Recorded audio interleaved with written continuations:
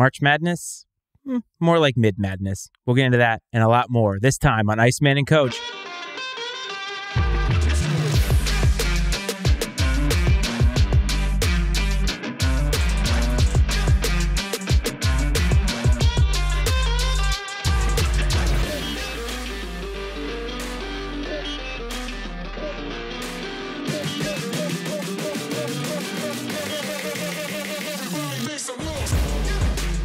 Ah, yes, March Madness, that time of year where all of us degenerates get together to watch one of the best events in all of sports. Welcome back to Iceman and Coach, everybody. This is the Iceman, Matt Freites, and across from me is the coach, Brad Powell. We are fresh off a trip to Charlotte, North Carolina, where we met for the first time. So welcome, buddy.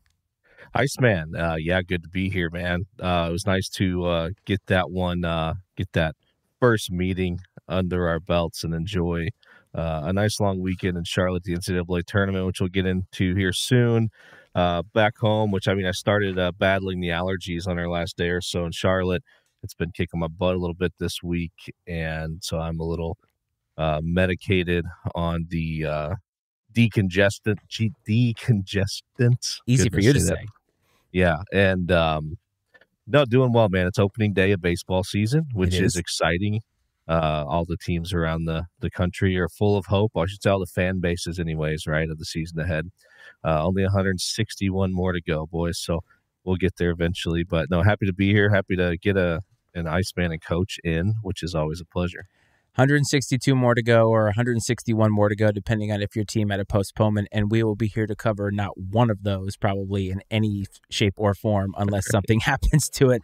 But yes, we did go to Charlotte, North Carolina, and we did get to watch 6 NCAA tournament games. And while I'll admit it is my favorite sports day of the year, just because, or sports weekend, I should say, just because it's action unique to sports and just unique to college basketball, there's nothing like it. But I will say this, the 6 games that we saw, while didn't take away from the experience, they just absolutely sucked. Yeah, they weren't great, which, I mean, in a sense, obviously is a bummer, right? Because we were so excited. Now, it was still, as I've told everyone who's asked, it was still a wonderful experience to go, obviously, to meet and hang out, spend the weekend there. We saw some good basketball teams. We just never had a chance to see 2 of them on the floor at the same time, it seemed. Nope. And, but we had some cool experiences. And, I mean, I was really surprised at the number of fans, and not just fans of the teams that were playing there, but it became very apparent that it's sort of maybe a thing to represent your school, whoever that may be, whether they're participating or not. And, we were surrounded by folks just like you and I who were meeting up with, friends of theirs or family to come just watch as fans without a dog in the fight. And so it was fun to take it on from that perspective. And because the games weren't terribly close, we didn't really get the experience of getting to watch these fan bases on some sort of an emotional roller coaster, which would have been fun. I think we were looking forward to that, and it never happened.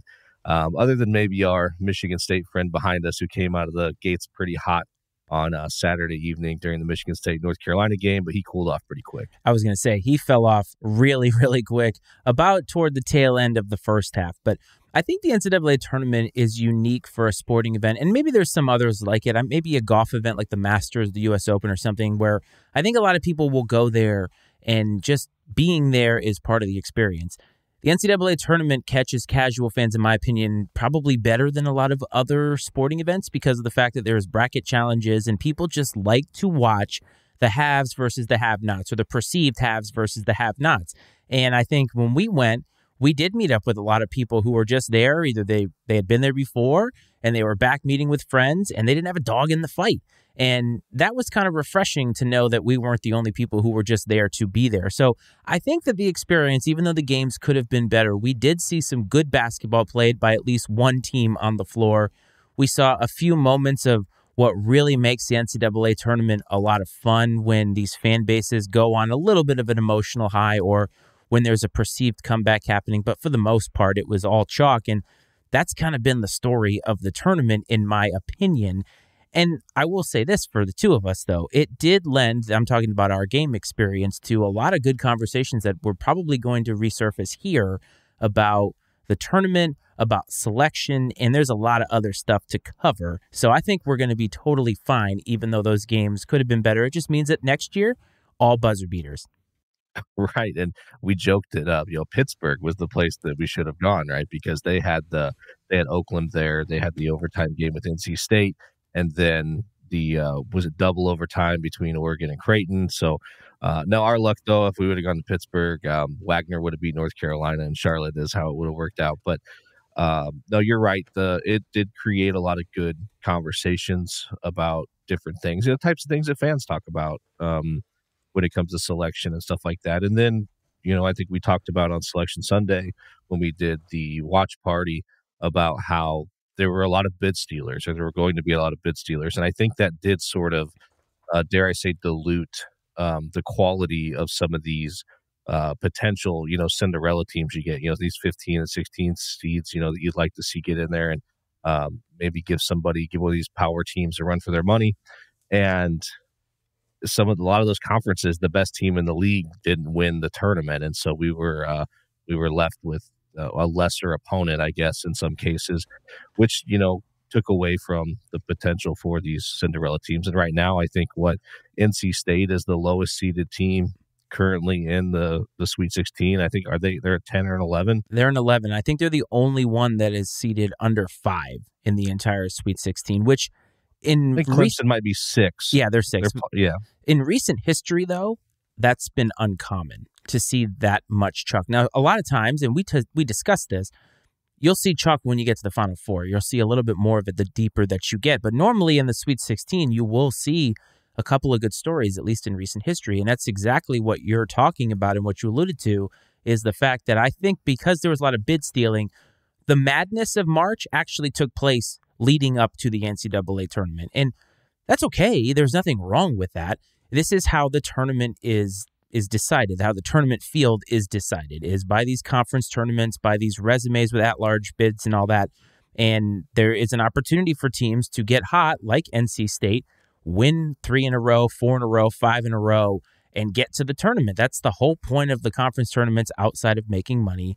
But when we looked at St. Peter's, who a couple years ago made a run, that was not the same St. Peter's team whatsoever. That was a bid stealer. Wagner had 7 active players, so there's no way that they're going to be able to make any noise against a North Carolina who is clearly very good after what we saw. And then a lot of the other bid stealers, a couple of them got some wins, but even the mid-majors that should have been better didn't get some of those wins we were hoping for. McNeese looked absolutely horrific, but maybe that's not them. Maybe it's the fact that Gonzaga is peaking because Gonzaga then took out Kansas like as if they weren't even there, and Kansas couldn't miss a bucket in the first half, and I notoriously said that, didn't make a bucket the rest of the game.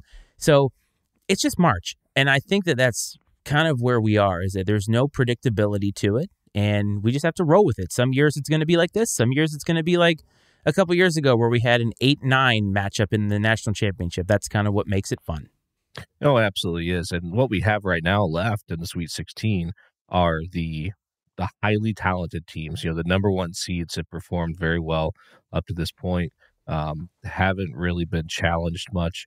And so you have the big time teams with a lot of talent performing well.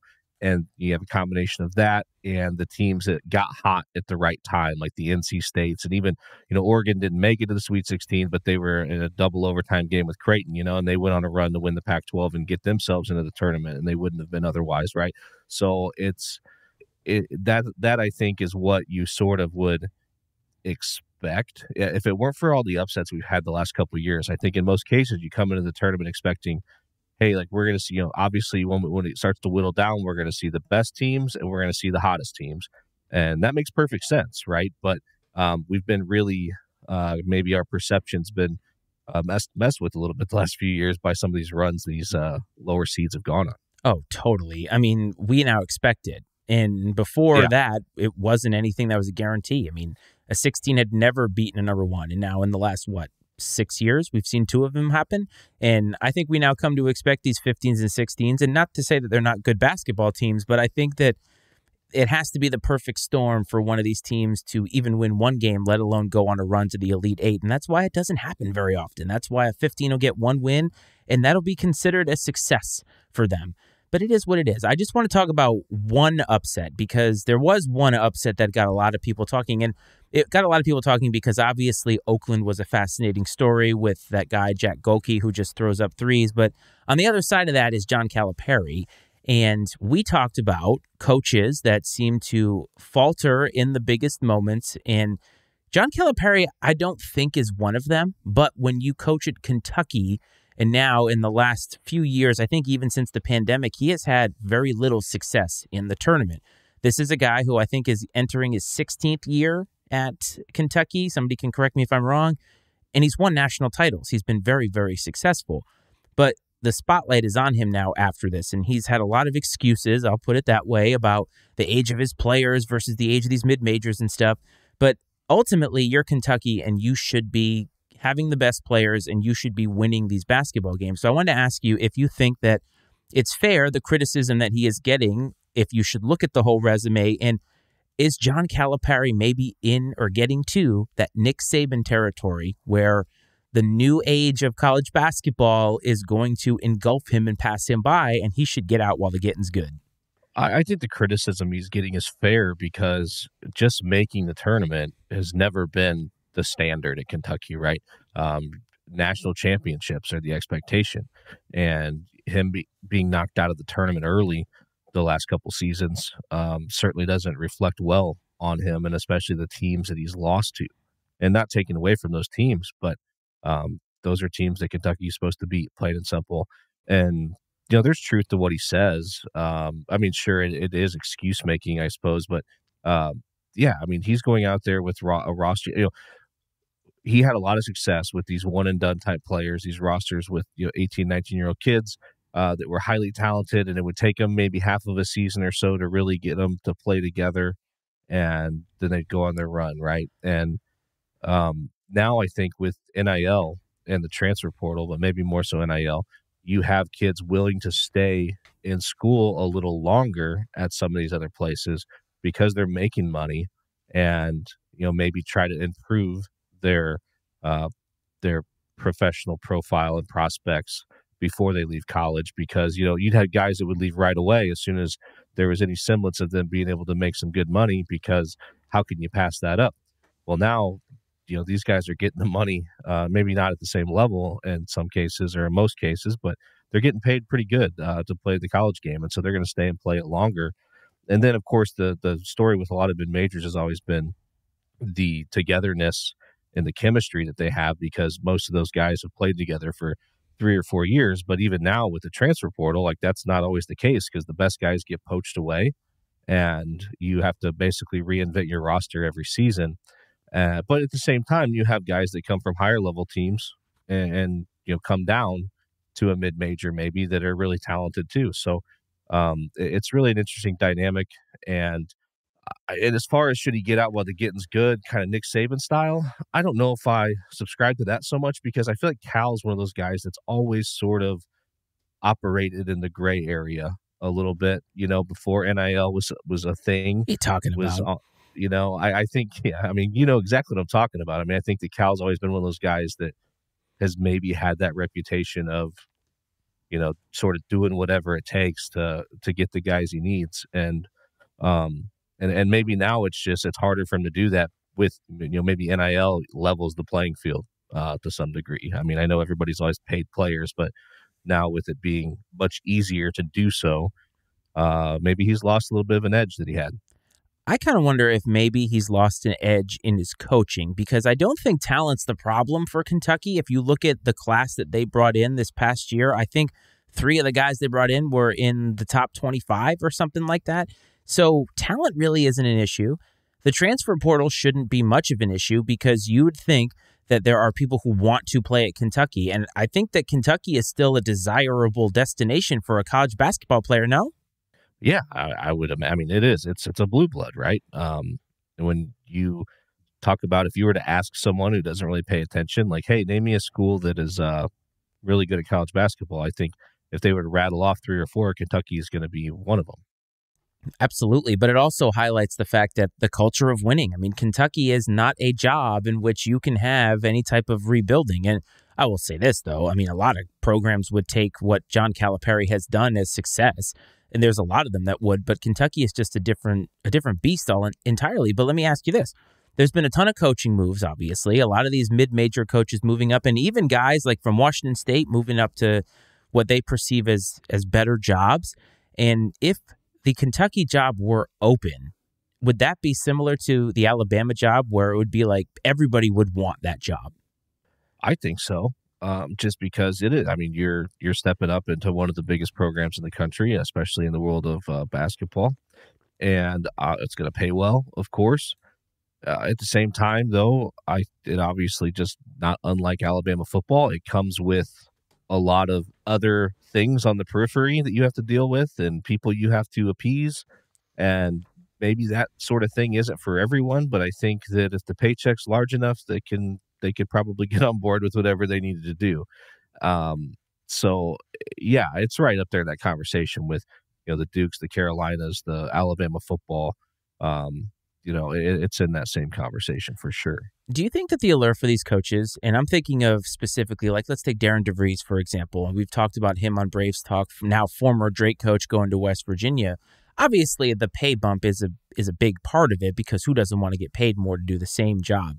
But I have to think that the allure of extra resources has to be a factor where it's like, look at what I did here. Imagine what I could do with more. And I know a lot of people don't like today's NIL transfer portal stuff because it does take away that loyalty.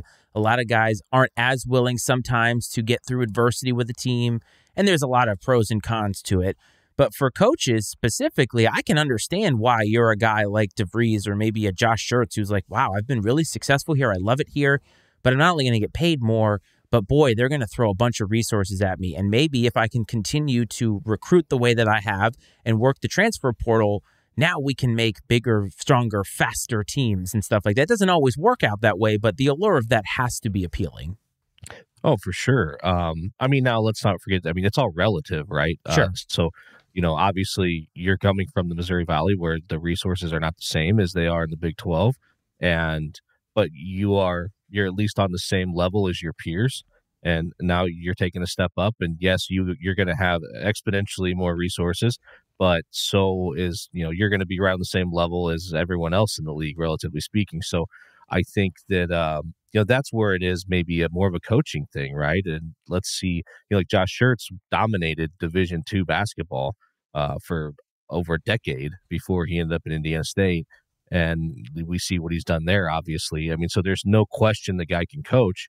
It's just a matter of him having to go through the steps of getting to that top job. And from everything I've sort of gathered, it sounds like it was kind of a Louisville botch job that really kind of led to him not ending up there. No, come on. When it was all said and done. What are you talking about? So, and there's a lot more to that story, I think. But you're right, though. These guys want to see what they can do when they have the ability to go out there and recruit the best players that they can get and see what they can do with that talent. Yeah, and right now is transfer portal time, which is interesting. Like, I don't know who came up with the idea for the transfer portal to open. Wasn't it like on Selection Sunday or sometime around then? And it seems like it's conflicting where you have schools that are participating in the NCAA tournament, and then they've got to basically recruit their own players or some postseason tournament. But I know, again, there's a lot of vitriol sometimes about the transfer portal because we as fans love our teams. We love to think about or fantasize about players staying. But for the longest time, players weren't able to move if the situation wasn't right for them. And now, of course, it's opened up the door for players to just leave at any time because they want to go get that bag. And it's not a perfect system. I think that hopefully it's headed toward being a little bit more regulated. But I don't blame the players necessarily for wanting to get something more because they see these coaches doing it at the drop of a hat. And loyalty to the school is one thing, but like these coaches are supposedly supposed to be loyal to their players, and so few of them actually stick around to be loyal to them, where it's like, again, I don't fault a coach for taking a better job. Josh Schertz could work his entire life at Indiana State, make more money than me for sure, But when there are jobs that want him that he could make more money at and be more successful and obtain what you always say, that generational wealth in some form or fashion, I can't necessarily fault the players for wanting a little bit of that when historically they have been unable to do so without losing a year of eligibility. I agree. And I think, I mean, at some point, this stuff's going to get figured out and sort of uh, leveled out to some degree. Some sort of parameters are going to be put around this at some point in time. And I think what happened is they went from being like, okay, these guys are, these schools are making money hand over fist off of these players, and it's not right. They should be able to, off their, it's ridiculous that X school can make however many dollars off selling so and so's jersey. Like that player should get a piece of that sort of thing. And they've kind of taken it and they've overcorrected in a way by just making it wide open, and it'll eventually correct itself. I have a feeling, and because I just don't know what it. I mean, I just trying to think of what is like college football and college basketball going to look like in 10 years if it keeps going exactly as it is and nothing changes. It's going to look like a pro league. It's going to be wild, and at least I feel like it's going to be insane because it's just an arms race at that point. It's who's got the most money, and we've talked about it with other sports and in other situations where these boosters, they want to win. They want to win badly. And winning is so profitable to these schools that they're going to make sure it happens too. And they're going to put whatever resources they have into it.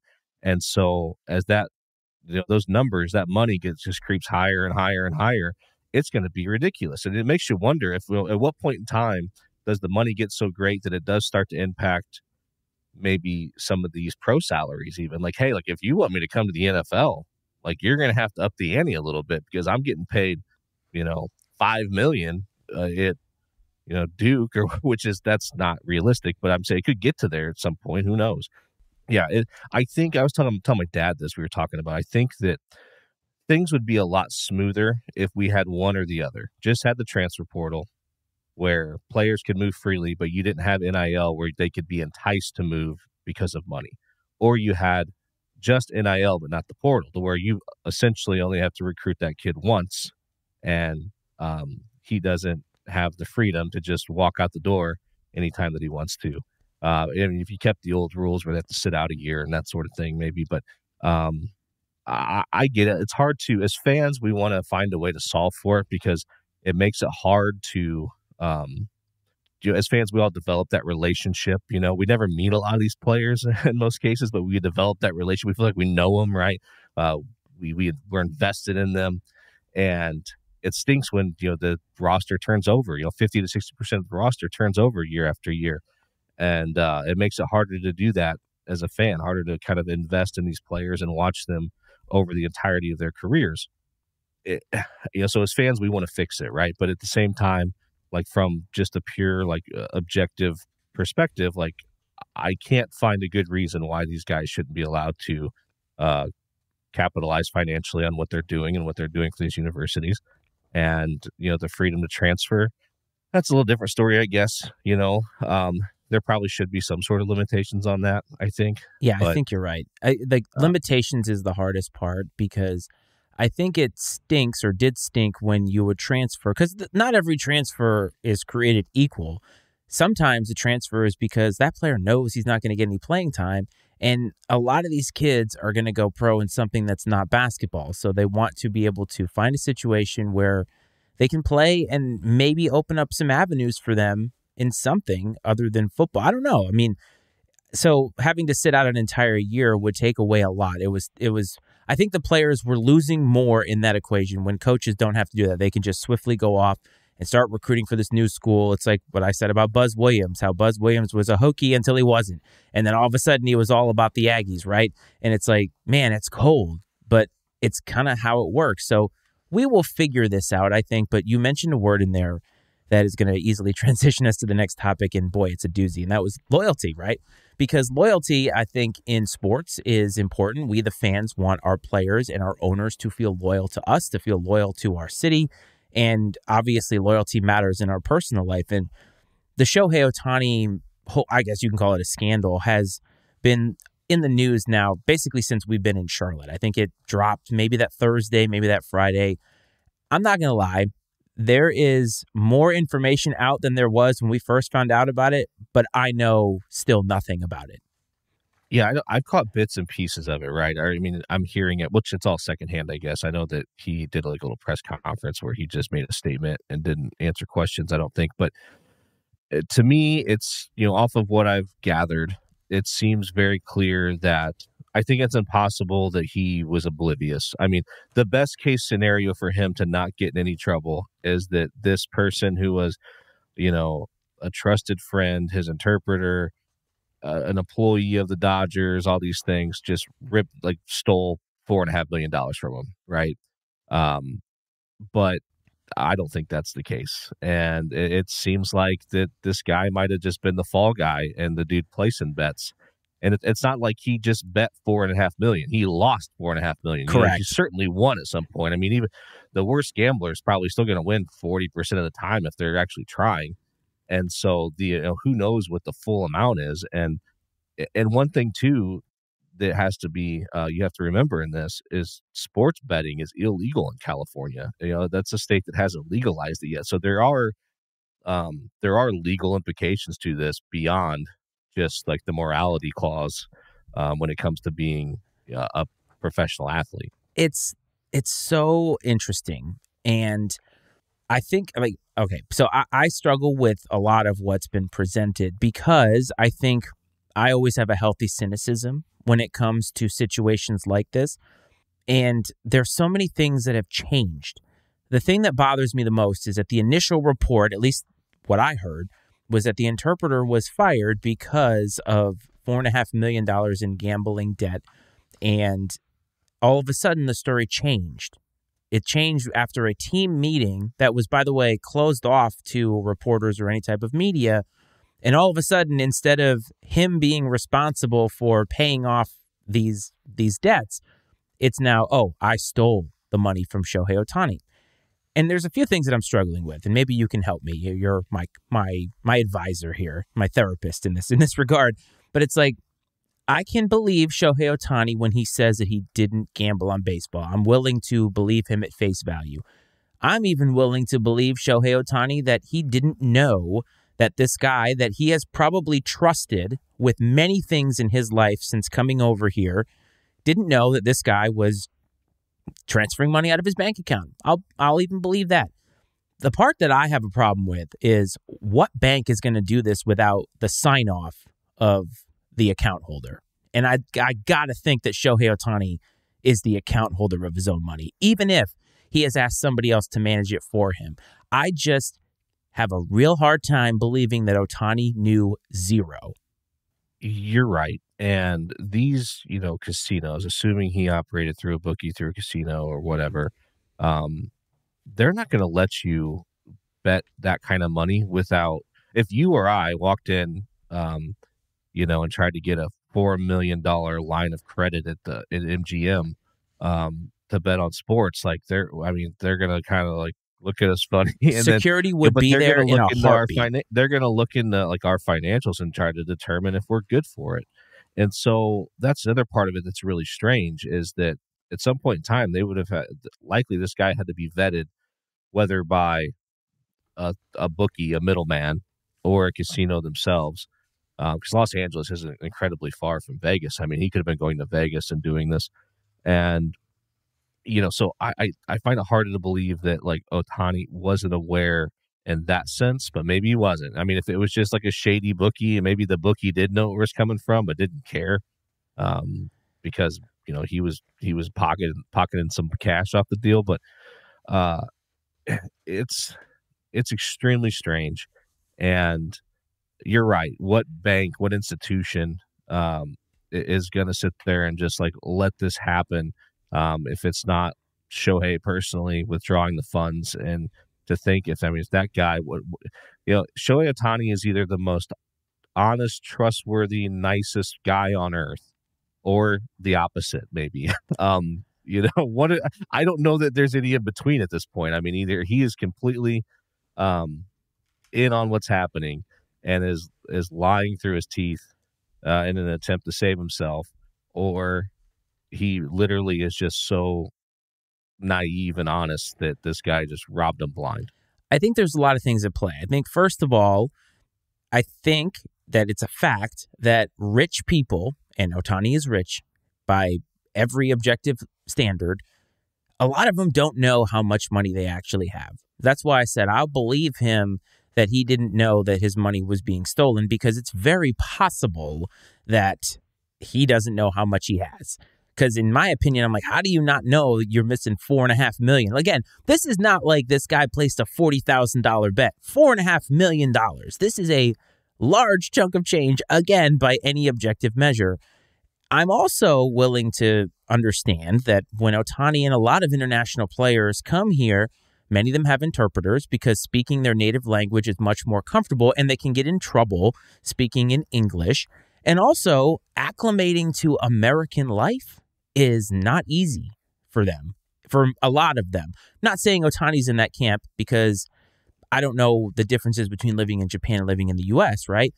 But I can understand him having a guy who handles that kind of stuff for him so he can solely play baseball. But then you also hear about the fact that they have this team meeting and Ohtani didn't know what they were going to talk about in the team meeting. I'm like, this guy just signed a $700 million contract. And if he's not the kind of player that's like, I want to know when shit is happening, then he doesn't have the temperament to be a champion, because $700 million, that guy should be told everything that is happening in the organization. And the fact that they're not going to brief him when they're going to talk about this in front of the team, that seems really strange. Yeah, that's definitely odd. I haven't heard a lot about that necessarily, so I can't speak too much to that situation, but definitely bizarre that he seems so unaware of everything. You know, like I said, he's either so just naive and detached from everything other than just playing baseball, or he's in denial and total liar. Like I said, I don't know how it could not be one or the other.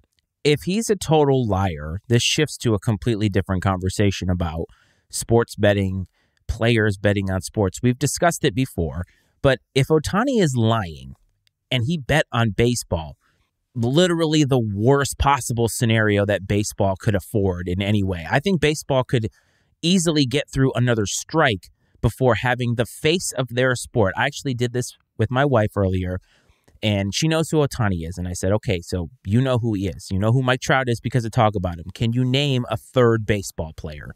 And her answer flatly was no. I could not name a baseball player. Shohei Ohtani, whether he's American or not, is the face of Major League Baseball.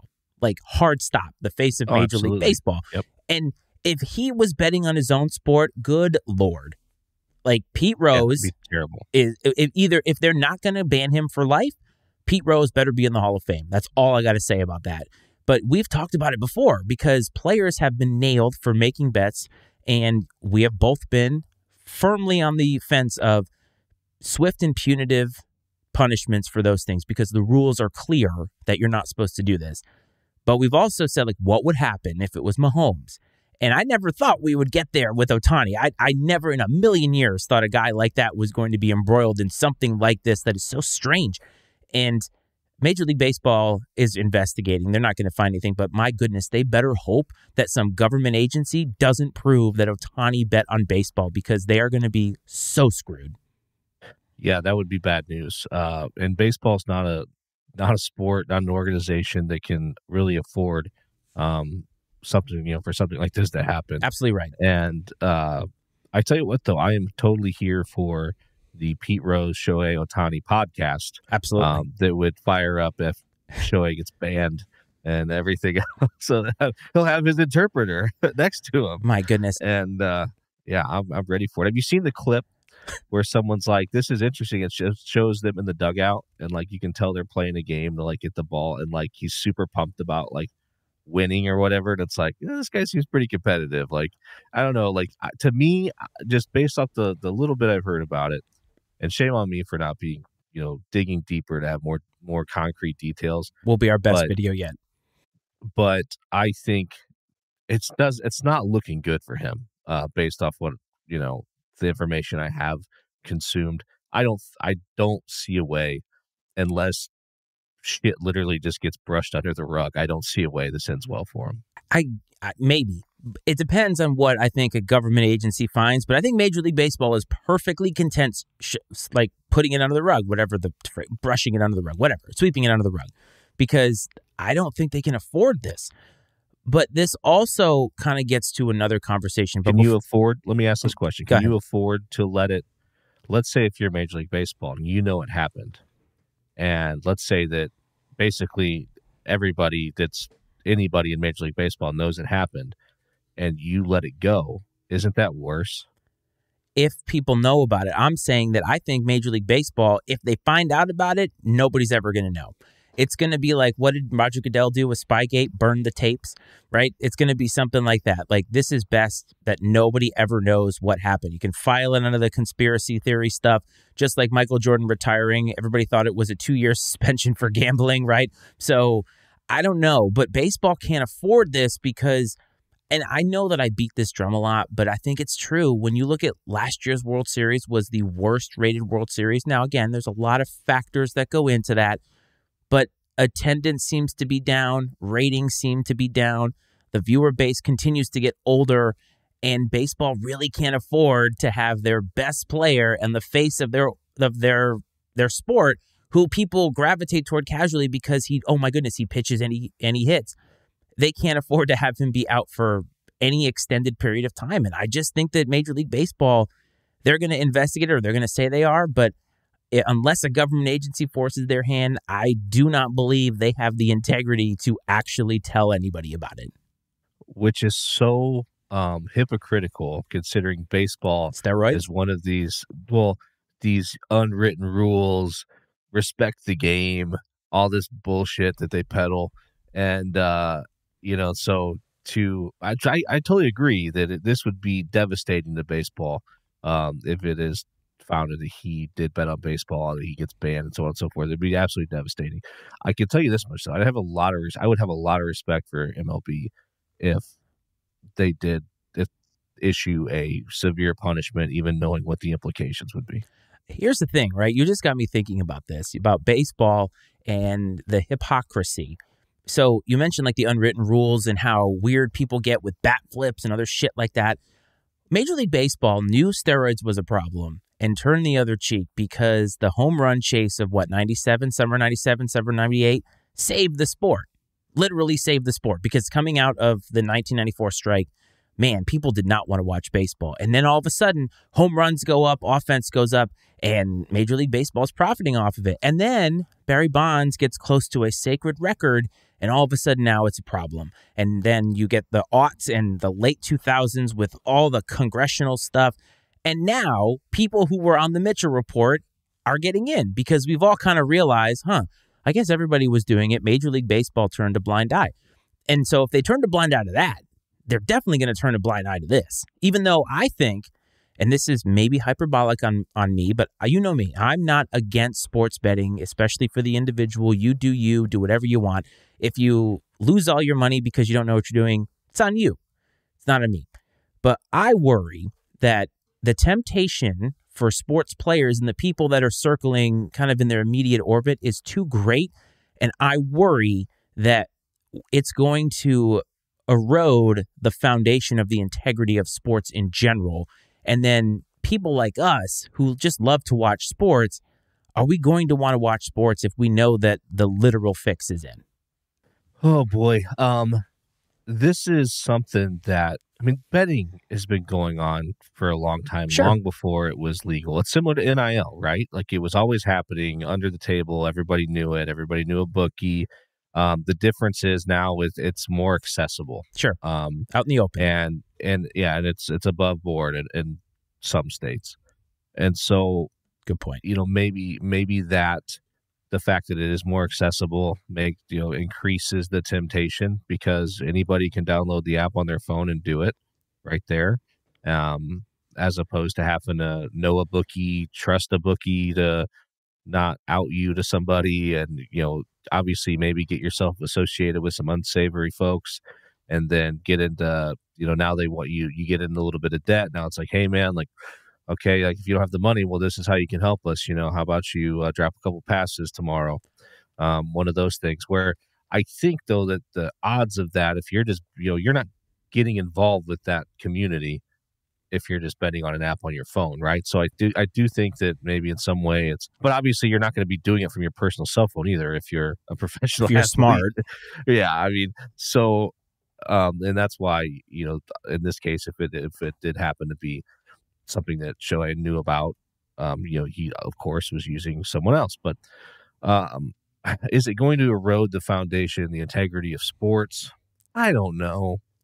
Could it, though? And maybe, yeah. Oh, certainly it could. I mean, but there have been accusations for a long time across the board that a lot of these things are quote unquote rigged. I mean, someone came out saying that every football game in the SEC was fixed, God. here recently or something like that. Who knows, man? You know what? It may all turn into where it's like pro wrestling. Pro wrestling still it does really well, and everybody knows it's fake, right? I mean, fake in the sense of it is prearranged outcome. Yes. It's sports entertainment, right? Yes. They're still tremendous athletes and so on and so forth, but sports entertainment, and really it just depends on how you want to look at it. I think we as sports fans hold sports in a kind of a sacred place a little bit, and so it would be really it'd be devastating, I think, to a lot of people if you really couldn't trust that what you were seeing on the field was legit.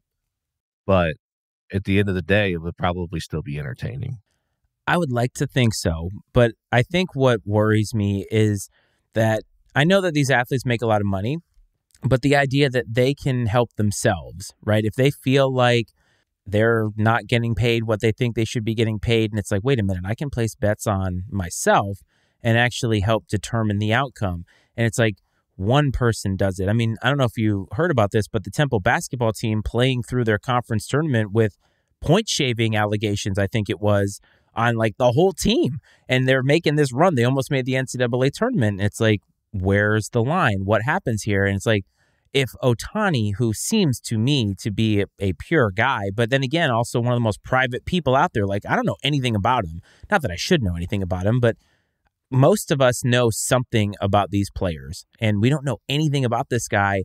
This situation is really strange, and it just opens up this conversation, I think, about whether the players and the people around them are susceptible to getting in trouble with this stuff and eroding the integrity. I'm not like gloom and doom saying it's going to happen. I hope it doesn't. I think that players are too competitive to throw games, but it starts to become a trend. The players now that have a different work ethic than the players 20 years ago, 20 years from now, are these players going to feel the same competitiveness, right? Are they going to want to just lay out for their team? I don't know. I mean, maybe they'll go into the business for themselves, but just something that I think about when I see this situation, but I think this is far from over.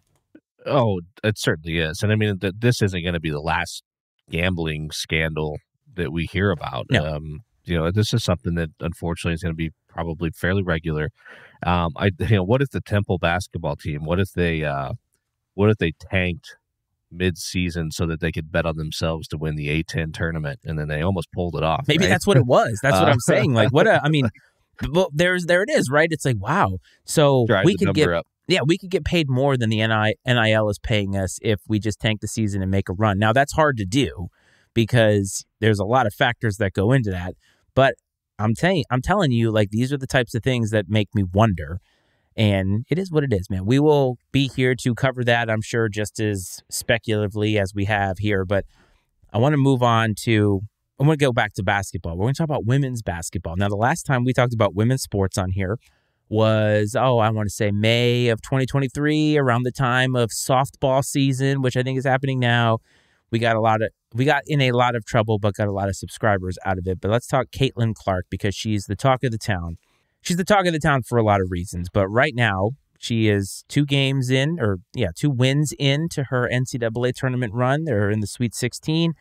She's getting a lot of criticism for how she has been behaving because Iowa hasn't looked as crisp as I think that people expect them to look. And Caitlin Clark, I think, has been forcing it because I think she's looking to win this last national title, tons of exposure, and people are getting on her because she's getting visibly frustrated. And what triggers me about this is the idea of people saying she's supposed to be a role model for the kids. And like, I can't with that stuff. And I know you agree with me that sports figures, no matter how pure, no matter how great they seem, your kids should not be looking up to these people. They should be looking up to you. All right, this is what I want to say to those people. Most of you clowns can't keep from losing your shit if a 16-year-old kid screws your order up at McDonald's, okay? And you're criticizing, a 22-year-old young woman who is invested like the majority of her life into being really good at something and is getting frustrated in these games that have the highest stakes of any game she's ever played in at this point in time. She's in the public eye. Of course she hears, she gets plenty of praise, and there's plenty of people that do look up to her and admire her, but there's just as many haters, and she hears all that stuff too. And just like any other person, when you hear someone that is a hater that's running their mouths, you want to prove those people wrong, and you could sort of, which just isn't a good thing to do, but you could shift into maybe letting emotion steer the ship a little more than like focusing on the task at hand.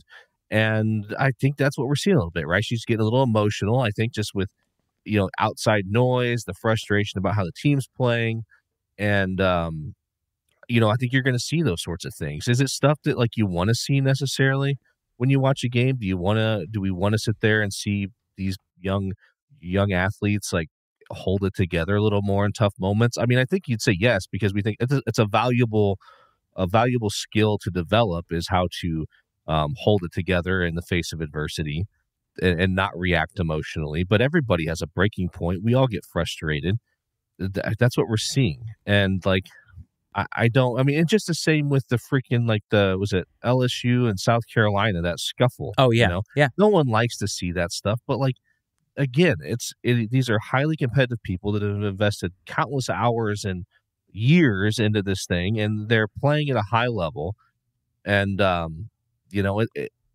at some point in time, tension and emotions are going to run over a little bit, and it might get ugly. And that's what happened. It doesn't, I don't think it makes anybody involved a terrible person. There's a lesson to be learned there. It's a teachable moment, right, for those people who are involved. But it's not, these people, they're terrible role models. You know what? You know who's responsible for being a role model for your children? You. Thank you. Dummy. Thank you. Be a good parent. Be a good person. You're the person that your kids see every single day. Don't pass the buck off to some kid that they watch on TV once a week. That's ridiculous. And you're seeing this person for 2 hours. If you want to admire their athletic talent and their skill, all about that. Do that all day long. I'm not saying don't look up to them for the athletes that they are. And yes, there are plenty of athletes out there that happen to be pretty good people too, which is wonderful. Sure. But they're under no obligation to be a role model for your children. No. Like, remember when people were outraged that Tiger Woods had extramarital affairs? And it's like, folks, he is not here to make you feel good about yourself. He was paid to play golf, and he's flawed just like the rest of us. But Caitlin Clark is in an interesting position because she's obviously breaking records, and she's breaking men's records. And I don't want to make this political, but I think there are a lot of people who watch a woman do that and probably feel a certain way. I'm not going to say that they don't like it or whatever, but we talked about the criticism that she's getting with breaking these records, and people are like, it doesn't count. And it's like, what? Why can't we just be happy and appreciate what we're seeing? Caitlin Clark is being put up on this pedestal as a role model because, and for better or for worse, she has been identified as a reason why people are watching women's basketball.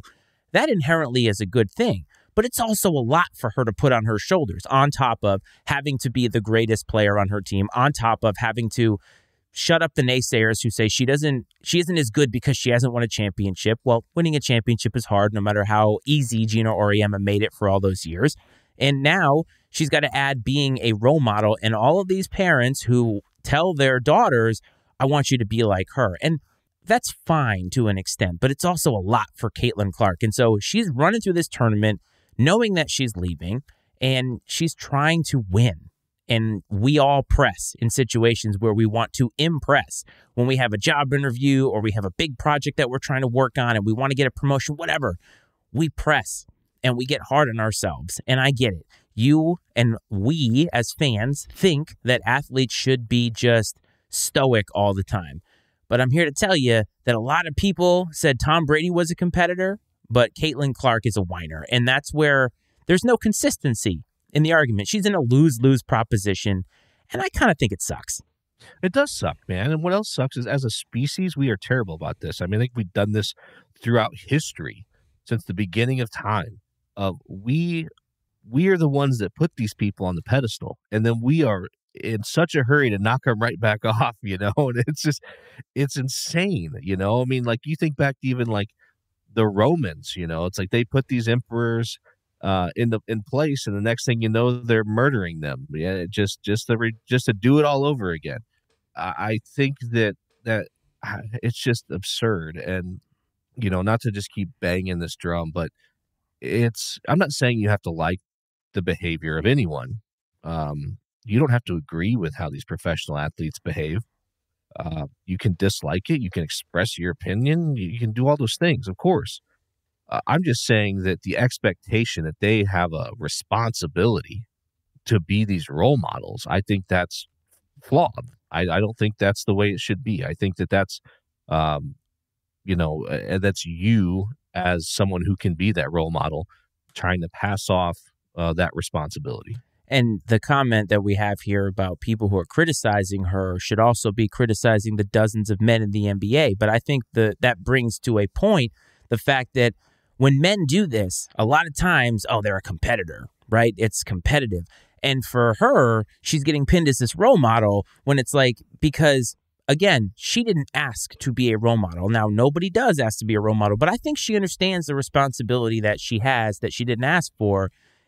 I think it was the first round game where the coach of the team that they played, her daughters looked up, loved Caitlin Clark. And like, she went over there and talked to them. She understands the assignment.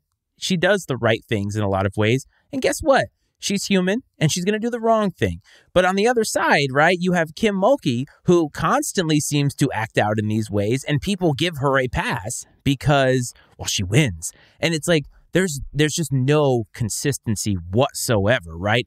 And yes, a lot of the things that we talked about are overblown, like the South Carolina fight and all that kind of stuff. It is what it is. These things are going to happen. I'm just saying that people are hating on Caitlin Clark. Probably the same people who are saying that her records are illegitimate are also asking her to be a role model. Go F yourself. Yeah, I mean, I think in Kim Mulkey's case, she's a character. You know what I mean? She's like, she's like Bobby Knight or Lou Piniella. You know, like she's a character and successful, which helps a lot too. Oh, of course. And so it's it's the same stuff. You know, I mean, Kim Mulkey, she's the same way, just highly competitive and wants to win. And I'm sure that some of it is shtick, just to, you know, maybe maybe that's part of the way that she can get an edge with her team and motivate them or whatever. Because at the end of the day, like, whatever you got to do to motivate these players to play at their highest level, to give you an opportunity to win a championship, that's what these coaches are going to do. And a lot of them have different ways of going about it, and they know what buttons to push and what works for them. You know, again, I don't have to like it. I could think it's stupid, but at the end of the day, that's just it. I just think it's stupid. I can choose not to watch it. You know, Kim Mulkey doesn't know me shit. Absolutely not. And I can guarantee you that if she ever saw you in person, she'd probably punch you in the face just because she didn't like the way or the cut of your jib. But I will say this before we move on. I kind of like it a little bit that Kim Mulkey is sweating, just a little bit over this impending article that we have no idea what it's about. She obviously knows what it's about, and she tried to get out in front of it, but I kind of found it funny because I'm like, I'm kind of here for a little bit of Kim Mulkey sweating things out because I think she's used to making other people sweat. I'm just saying. Oh, definitely. And it's funny because, you know, it's like, hey, this article's coming up, but it's not true. Or her saying that, like, you know, she's getting, 48 hours notice. Well, no, you've total had bullshit. 2 years notice. So here for this. But also her talking about it ahead of it, it's similar. It's in the same line as someone coming to you and saying, hey, no offense, yes, but, well, then they're about to say something offensive, right? It's in the same vein as that. With all where due she's respect. coming out and saying like, hey, there's going to be this thing, but Not true. it's not true. She's trying to discredit it before anybody's read a word of it. And why, at the end of the day, if you don't do anything wrong and you're a fairly high character person that lives with integrity, you don't have to defend yourself against those things. Your reputation will stand on its own. And I'm assuming whatever it is probably doesn't reflect very fondly on her. I'm sure it's not going to be an article talking about how she, volunteers at the Boys and Girls Club.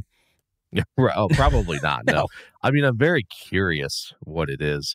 And I will say too. this much. It is sort of, and maybe, journalism's it's a business, right? You're going to get a lot of eyeballs on a story like that this time of year.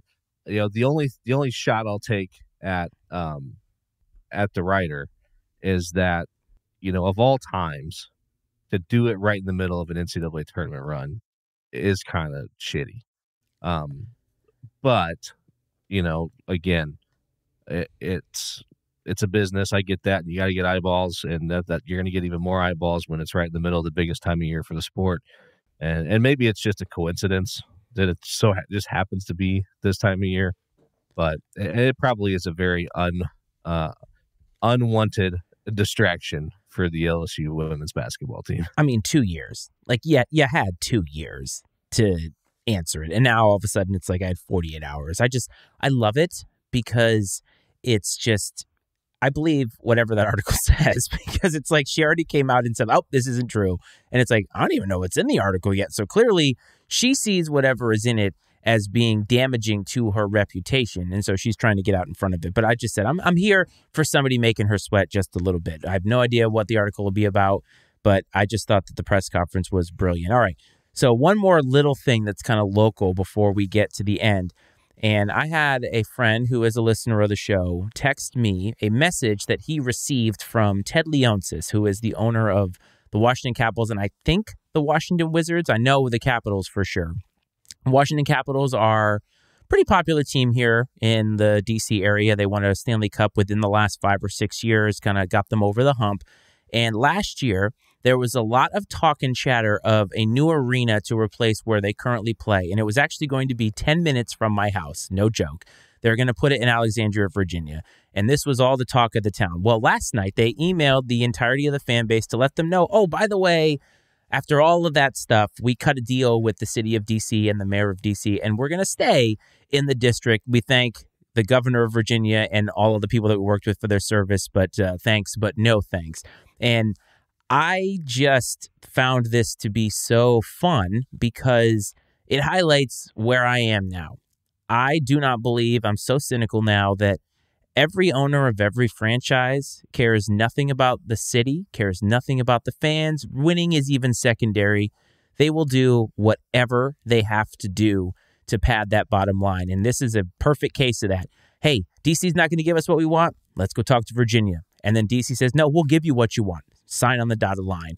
And my friend was kind of upset about it. And I'm like, you just have to get to the point where you're like where I am. The owners don't give a shit about you. No, they don't. And it's they only care about the fans as long as it is, like you said, padding the bottom line. It's the same even to circle back to the MLB, right? The MLB is a business at the end of the day. And, they are going to make whatever decision in this situation that's best for their business. And, they talk about fan experience and things like that. But the only reason they want to improve fan experience is so more people come to the game and stay longer and spend more money. Correct. They don't actually give a shit about your experience. No.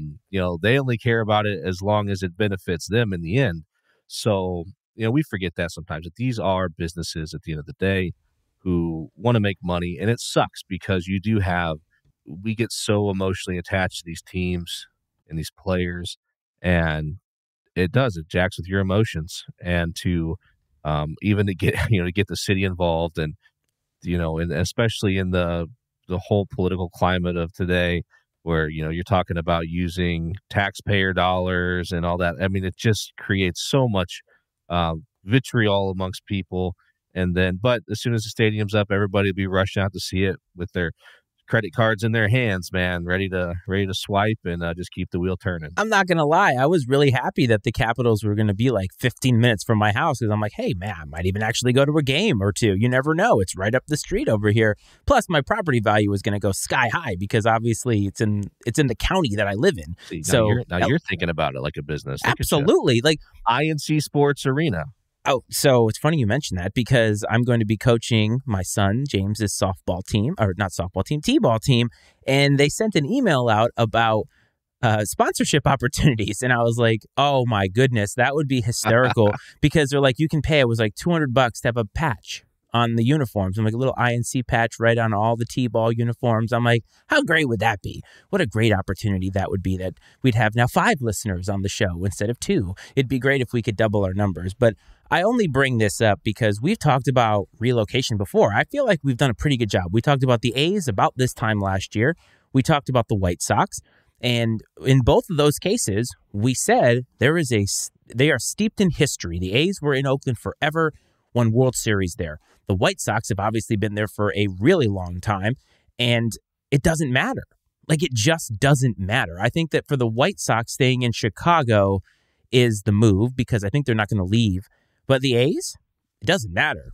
They're going to move to Vegas because that's where the money is. And it's not like the Capitals were going to become the Virginia Capitals. They're still going to be the Washington Capitals. It's just a matter of where are we going to be able to put this arena down that is going to be able to maximize the amount of money that we're going to make. And every fan who's watching or listening to this just needs to understand that the owners are not about a winning franchise unless the winning franchise makes them more money. Technically speaking, they should, but not always. Right. And then, all the history and tradition, if anything, that hurts the city's position because that passion and attachment to the history of the franchise is going to lead you to basically giving in to retain all of that and to hang on to it. You know what I mean? Like, and if you don't think for a minute that these owners are using that against, these cities when it comes to negotiating for these stadiums, I mean, if they aren't, they're foolish, I mean, I guarantee you they sit in those, in those boardrooms or wherever, and they say, do you want to be the mayor that's responsible for the Chicago White Sox leaving Chicago?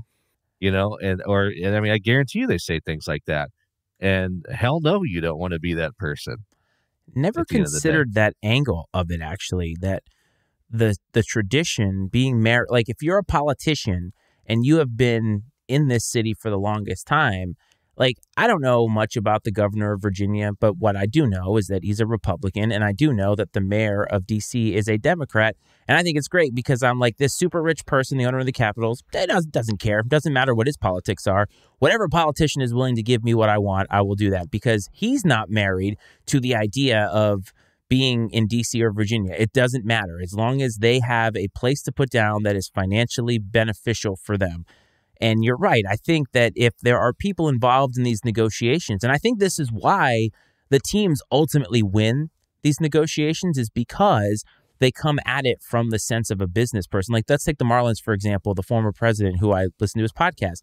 He did all the negotiations with the city and the county for the new stadium, and the taxpayers paid for it. And it's because he was negotiating from a baseline of business, not from fandom, not from wanting like this emotional base. And I think that a lot of people, when they have been in a place for a long time, you're right, they get emotionally attached and they want that team there and they will do whatever it takes.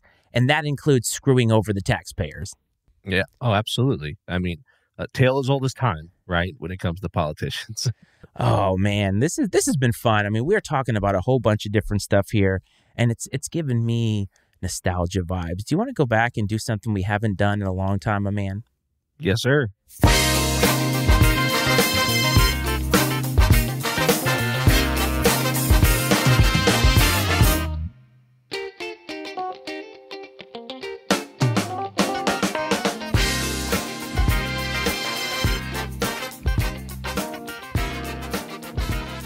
Iceman stat of the week. It's been a really long time since we have done this, but it used to be something that was a staple of the show. And hopefully now that we are getting away from college basketball, we can this summer bring back some of those old things. So, Coach, are you ready for a stat about the NCAA tournament?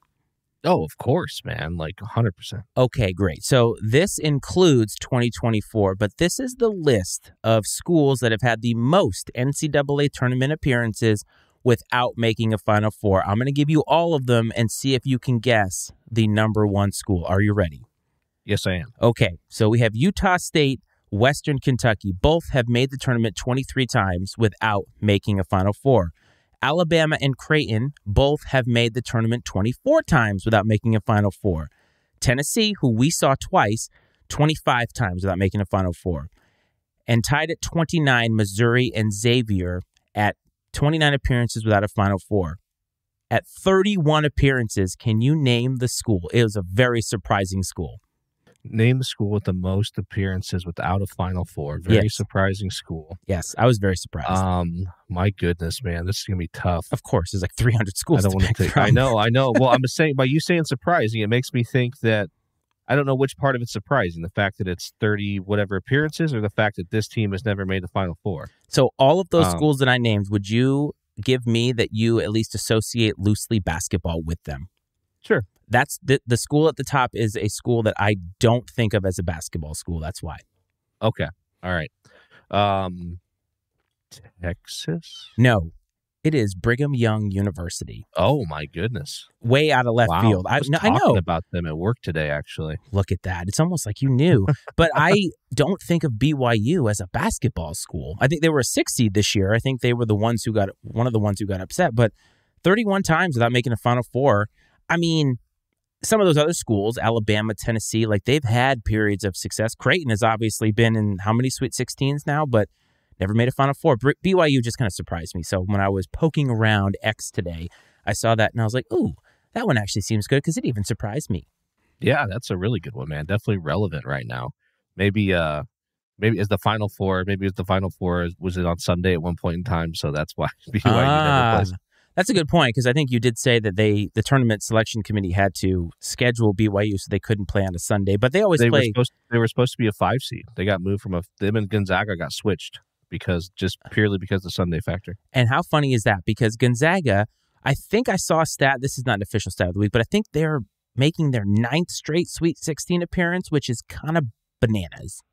I still remember the first run. Me too. Just like it was yesterday. I remember it because I told you when we were on this trip that I played in pep band, and I remember when they had that upset to get to the Elite Eight, and I was actually at the Providence Civic Center with the band during the high school championship. So I remember that very, very clearly. That's awesome. Yes, this was back when they actually just showed scores and you reacted to scores. You didn't actually, like when we were there, you got to see the actual game. So it's a lot different, or was a lot different back then. But yeah, so surprising. But the Sweet 16 is happening now. I don't know many of the results, but by the end of the weekend, in the brilliance of the NCAA tournament, we will have our Final Four, and it will be what it will be, my man. So before we get everybody out of here, an old-fashioned, crisp, but fruitful episode and very packed episode of Iceman and Coach, do you have anything that you would like everybody to know, or just anything that's parting? Yeah, so real quick, just a couple scores. We did have an upset. Number 6 Clemson took down number 2 Arizona 77-72. UConn handled San Diego State, and North Carolina only up 2 right now over Alabama with 9 to play in the first half. And the Illinois Fighting Illini out to an early 3-0 lead over Iowa State. So that's going to be one fun to watch and follow on my social media with all the Illinois people that are going to be losing their minds. Ryan Leskis, wonderful show on the heels of a really nice trip to Charlotte. And we talked a lot about what to do next time, right? Next year, other sports experiences. So hopefully doing some sort of sports experience will be a yearly thing for Iceman and Coach, and maybe even growing it with a few other people to come along. Hope everybody enjoys the holiday this weekend, and obviously the basketball that we're going to get to take in, because next weekend's the Final Four, man, and then it's going to be over, and we're going to be on to the dog days of summer with baseball and start, football, free agency, the draft, so on and so forth. And much like last year, I thought that some of our best content was during the summertime before we got to football. Obviously, football is a lot more fun, But there is something about trying to get deeper into these other kinds of sports, but you're absolutely right. Final Four is upon us. The Masters is upon us. The golf major season is here. There's a lot to look forward to. On Monday evening, we will get back to Braves talk as the transfer portal news has been swirling with the Bradley Braves, as you know. And one of our viewers right here, the OG, Rick Powell, will be on that show as well. Come on Monday. I'm not sure what time yet, but just make sure to stay tuned for that if you are a Bradley fan. And you know what? If you want to talk to us, give us a take, anything, call or text the show. 703-718-6314 is the number. Doesn't matter. Let us know. We love to hear from the listeners. Follow us on social media. If you don't know how to find us, listen to another episode. You can find it. We're all over the place, whoring ourselves out to every social media platform that we can whore ourselves out to. I want to thank everybody for taking the time tonight, taking the time in podcast. We love all of you. Hope this finds everybody well and safe. And Coach and I will see you next time. This is Iceman and Coach.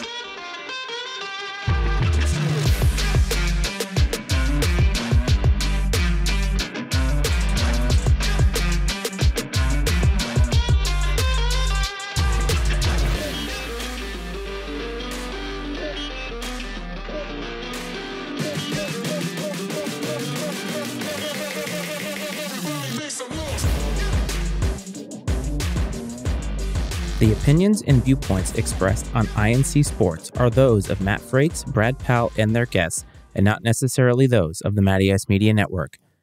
I&C Sports is exclusively owned by Matt Freites and Brad Powell and is brought to you by the Matty Ice Media Network.